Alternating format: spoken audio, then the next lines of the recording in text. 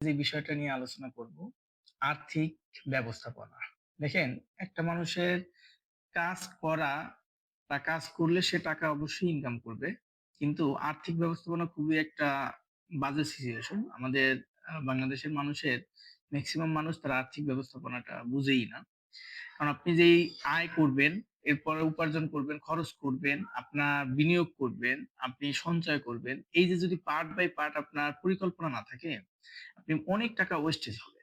আপনি ধরে নেন আপনি ৳৫০,০০০ মাসে ইনকাম করতেছেন। এখানে আপনি একটা বাজেটিং হিসাব করে আপনার লিখতে হবে।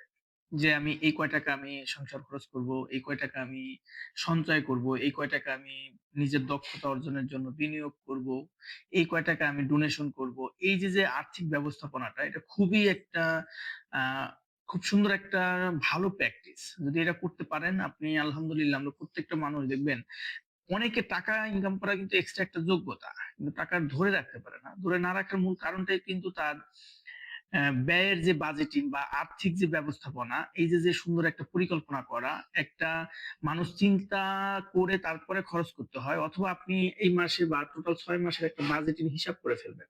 হিসাব করার পরে যখন আপনি খরচ করতে থাকবেন, দেখবেন যে আপনার একটা টাকা ওয়েস্টেজ হবে না। আপনার কৃপণতার দরকার নাই, কিন্তু আপনি টাকা ওয়েস্টেজ হচ্ছে কিনা এটার দিকে খেয়াল রাখবেন।